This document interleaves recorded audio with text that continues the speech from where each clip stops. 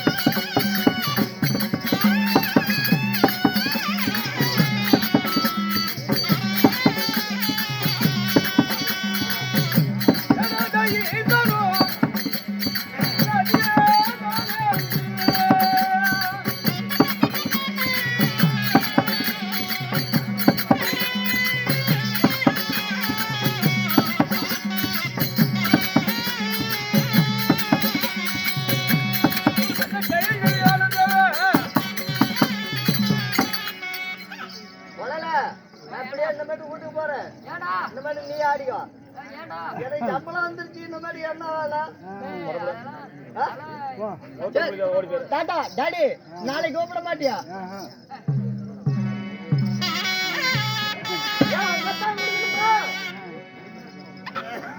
அப்படி இருந்து போயிடும். கைலங்கிரியே ஒற்பிடமாக எழுந்தருளிய என்னுடைய பேரோ கைலாச வாசன். கைலாச வாசன் சிவபெருமான் என்று தெரிவிக்கலாம். சிவபெருமான் உண்மைதான். அப்படி சிவபெருமானாக இருந்தாலும் நீங்க ஆண்டவர் நாடியாது சாமி. நானோ 5 கிரிவலம் எடுத்தவன். 5 கிரின்னு சொல்றிய சாமி. அப்படி என்னன்னா கிரி?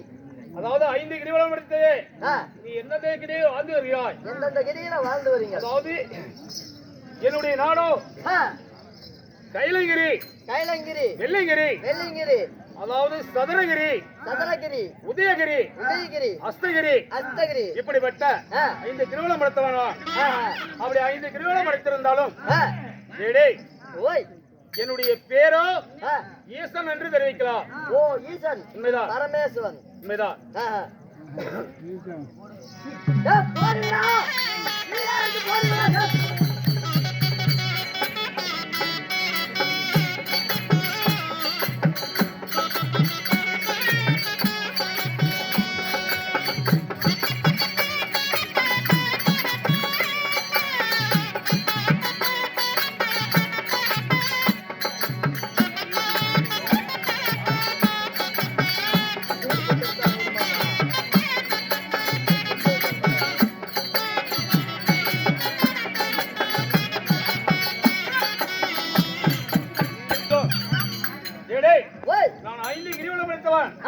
அப்படி கைலங்கிரி, வெள்ளிங்கிரி, சதுரகிரி, உதயகிரி, அஸ்தகிரி என்று சொல்லப்பட்ட 5 கிரிவலம் படித்தவன் நான் இருப்பதோ கைலங்கிரி.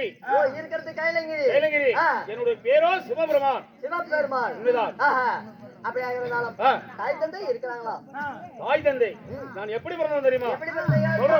தெரியும்.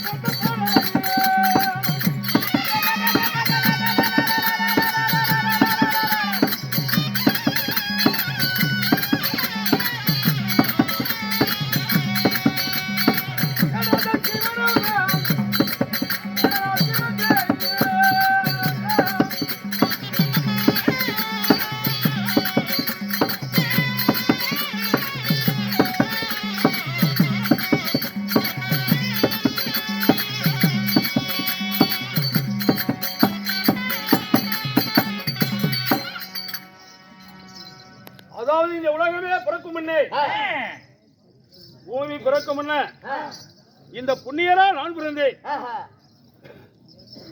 அப்படி பிறந்திருந்தாலும் ஒரு ஓங்கார சத்தத்தால நான் சிவபெருமானாக அவதரித்தேன். ஓங்கார சத்தத்தால உண்மைதான். அப்படியா இருந்தாலும் சாமி, ஏன் சாமி இது என்ன பண்ணி உத்தரவு தானா? கையில இருக்கக்கூடிய சக்தி வேலை. சரி சரி சாமி, அப்படியாக இருந்தாலும் தாங்களுக்கு என்ன தொழில்? ஓ, என்ன தொழில் கேக்குற? தொழில் அப்படின்னா தொழில் தொழில் தொழில்னா தொழுவாடு. ஏன் சாமி இப்படி வேஷம் போட்டு பத்தியா கிரியா? சரி, என்ன வேலை செய்வ? உனக்கு என்ன வேலை கேக்குற? கை வேலையா? நாங்க தேவர்களா மும்மூர்த்திகள். ஓ, தேவர்களா 300 தேவர்கள் சொல்றீங்களா? உண்மைதான். யார் யாரு? காத்தல், அழைத்தல், படைத்தல் என்று சொல்லப்பட்ட நாங்களோ மும்மூர்த்தி தேவர்கள். ஓ, மும்மூர்த்தி தேவர்கள். மும்மூர்த்தி தேவர்களே, அதாவது நான் சிவபெருமனாக இருந்தாலும் என் மைத்துனராகப்பட்ட கண்ணன், ஓ மாயக்கண்ணன், பிரம்மா, பிரம்மா, பிரம்மாவுக்கு படைக்க வேண்டிய வேலை. ஓ, பிரம்மாவுக்கு படைக்க தொழில். உண்மைதான். எனக்கு என்ன தொழில் தெரியுமா? உங்களுக்கு என்ன தொழில் சொல்றேன், சொல்லுங்க.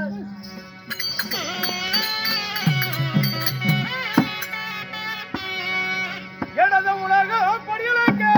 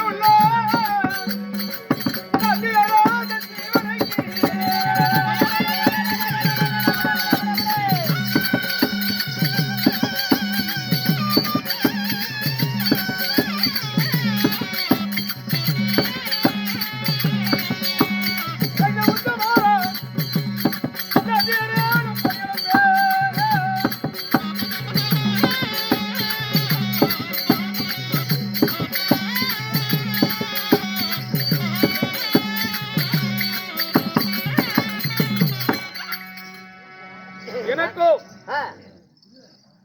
பிரம்மாவுக்கோ படைக்க வேண்டிய வேலை. தொழில் என்னுடைய மைத்துனாகப்பட்ட கண்ணனுக்கு பிறந்தவனுக்கோ இதோ அகம்னு தெரியுது, அழிக்க வேண்டியது அவருடைய வேலை. ஓ, கண்ணனுக்கு அழிக்கும் தொழில். அழிக்கும் தொழில். இந்த உயிர் உலகத்திலே இருக்கக்கூடிய யானை முதல் எருமைக்கடை 84 லட்சம் ஜீவபேதங்களுக்கு, உயிருள்ள ஜீவபேதங்களுக்கு படியெழுக்கக்கூடிய வேலையோ என்னுடைய வேலை. உங்க வேலை உலகத்துல இருக்கக்கூடிய உயிருள்ள ஜீவபேதங்களுக்கு படியெழுப்பதோ என்னுடைய தொழில்.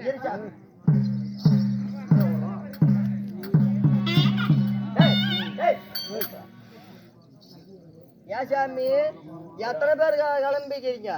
படி அளக்க போறேன், படி அளக்க போறேன்னு. ஏன் சாமி, எனக்கு ஒரு சின்ன டவுட் சாமி. ஏன் சாமி இந்த படி அளக்குன்னு தொழில் சொல்றீங்களா?